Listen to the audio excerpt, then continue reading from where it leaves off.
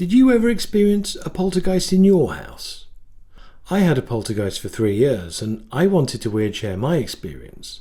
And I'd love for you to weird share your poltergeist stories too.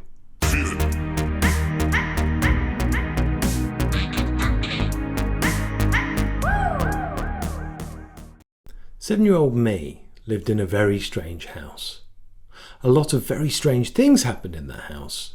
I was in this bedroom at the front and it was laid out like this. So this is what happened. Those of you who saw the last video know I floated down the stairs in this house. But that's just scratching the surface. I had a poltergeist messing with me too. Poltergeist is a German word, Polten meaning to knock, and Geist is a German word for spirit, and any excuse to see a delicious, refreshing beverage. What it should mean is that spirit that messes with your stuff. Now my poltergeist activity started pretty much after we moved into our big family house with mom, dad and 2 older brothers who were 3 and 6 years older than me. This only ever happened to me. And I had the smallest bedroom, which I've recreated the bedroom in a graphic with 70s carpets, and it makes it look enormous, but it really was quite small. Anyway, there I had a cupboard for hanging clothes, a chest of drawers for folded clothes, a desk and some soft toy storage boxes.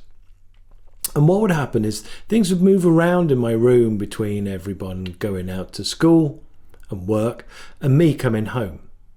I'm talking about things like toys being put from the toy boxes into the sock drawer and socks being put in the toy boxes.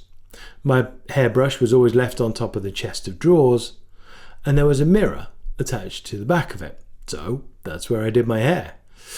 I'd put the brush down and go off to school, and when I got home from school, my brush was under the duvet or in the hanging cupboard in a shirt pocket. This happened daily. I used to ask my mum where things were as I could never find them. Yeah, I know that sounds familiar to all parents. But eventually we realised something was going on here. He's been, I would say, and my mum would come upstairs to see what the latest visit had done and say, oh yes, he has been. I had 3 drawers switched around and all left pulled out. I had the contents of all the drawers put on top of the cupboard but laid out neatly like they were still in the drawer. I had the drawers all taken out and stacked in the cupboard and the hanging stuff piled up where the drawers used to be. I had my duvet put flat on the floor with my pillow like a new bed, and my poster pictures, which were held up with blue tack, those were spun around upside down. And even though the feeling of living is largely gone, I can still feel that weird energy from time to time. I can tell if a place has spirit straight away. I may be more receptive to it, and I'll tell you a recent story in a minute. Video platforms have opened the door to this phenomena being seen and now being believed, and there are quite a number of people filming their experiences, at least some of which appear to be real. The reason I'm sceptical about some of the experiences with things moving about is that these things always appear to be pulled. And what I mean by that is that objects, let's say a mug in a kitchen, is pulled towards camera and not pushed away, which indicates being on a thin wire. Same for chairs or toys. They seem to move toward a camera or toward an open door that's off camera. The other weird thing about my poltergeist activity is that I never saw it happening in front of me. The activity was clearly taking place, with often bizarre events happening when I was not in the room. But it never happened when I was there. And I wanted to look at some stats and theories about what we're talking about. Stats on poltergeists are interesting because this phenomenon is reported worldwide. It seems to happen to places where children between the ages of 2 and 8 years old are present, and the poltergeist interacts with people multiple times over years. First reports are before 1800, but with print becoming popular, there are more accounts from then on. The experience is shared with all that live in the place. The poltergeist is present.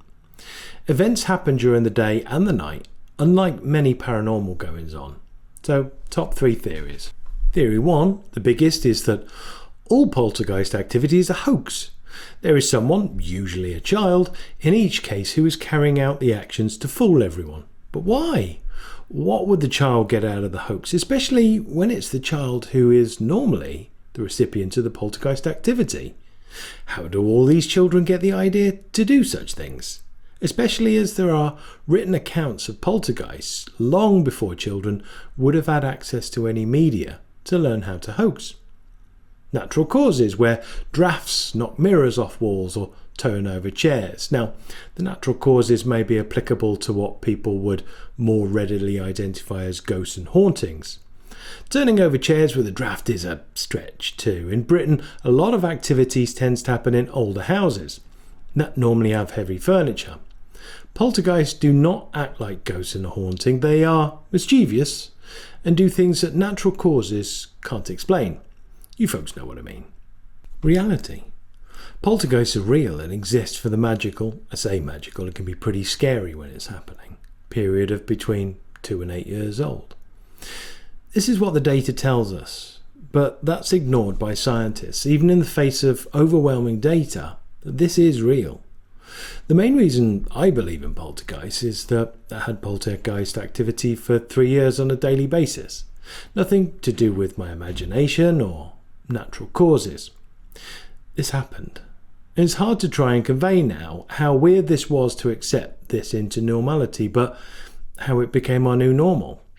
I say our new normal as my mom and I experienced this together. An enormous amount of people have experienced poltergeist activity over hundreds of years across the world. Only naivety and a closed mind stops people from accepting this as real. If science believes in quantum entanglement, you might need to look it up, which is essentially proven magic, poltergeists aren't really much of a stretch. 3 more theories. Delusion. Everyone who experienced poltergeists are delusional. What's more likely? All of the people being delusional? Or there actually being something going on?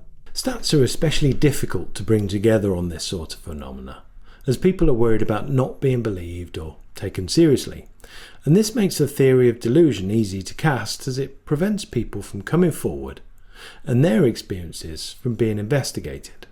Structural movement in the earth under the house.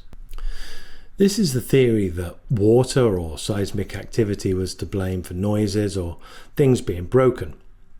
This may be a theory from someone in the US, as most European houses are bricks and mortar on concrete and are not affected by underground activity. Ball lightning.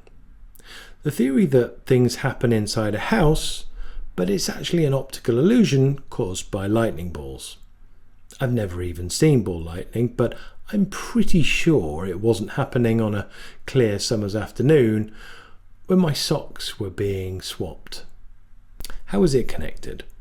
So what does this experience mean? Age appears to be the defining factor, with poltergeists only presenting when there are young children in the house, between 2 and 8, and activity stopping when these children become older than 8 years old. This lies within the same range of children floating down the stairs. So it's the second solid piece of evidence that shows this 2 to 8 years old is the magical age range. There are yet more weird shares I have in regards things that happened at this age, which build upon that connection. If a poltergeist only exists around children in a certain age range, that suggests the poltergeist needs and feeds from the youthful energy. Or, more wonderfully, the poltergeist is where the child splits into the physical normal child and energy forms the poltergeist. This is my theory, that the poltergeist and its activities were for some mischievous other energy, me. One of the other reasons I can buy into this is because, bizarre as my experience was, I didn't feel like it was evil nor threatening, just really naughty and silly. And if you had a poltergeist, I'd love to know your experience and how it made you feel. Were you scared? Now, I have a hair shaver guard that is bright green amongst a small case of black guards. There was only one other coloured guard, which is pink. The shortest green guard disappeared, and I searched the bathroom from top to bottom, couldn't find it. And so I bought a replacement, and it arrived at my house the next day after ordering and is exactly as the old one. So I put it in the case. Next day I thought I'll use my new short guard to cut my hair to the shortest length using the green guard. Opened up the case, and now there's 2 green guards. Now, you know this story is true, as anyone making up a story would definitely pick something more exciting than a hair guard as the basis for a poltergeist story. Hollywood it is not, but true it is. And after going through the case and emptying it completely, that guard was not there, and then it was. And I know a lot of people have had similar experiences with things that go missing, and then turn up exactly where they should have been. Are we all going mad? Or is there some mischievous energy messing with us? What do you believe? Poltergeists, or what is assumed to be poltergeist activity, has been around since records began, it would seem. To think every poltergeist is a hoax or normal things being misidentified in every case, I think, is a huge stretch. I mean, a massive, massive stretch. So I don't think that I imagine my room being topsy-turvy every day for years, and nor do I believe everyone else in history was being pranked. This is paranormal or supernatural experience, and I can tell you 100% it happened. So, to you that had something weird happen, millions of people have had something weird happen. And no, you're not mad, crazy, making up stories, etc. I know you stopped telling everyone about what happened to you because of the looks, the disbelief, the ridicule. Welcome to Weird Share, where everyone here is saying, yeah, me too, or go on.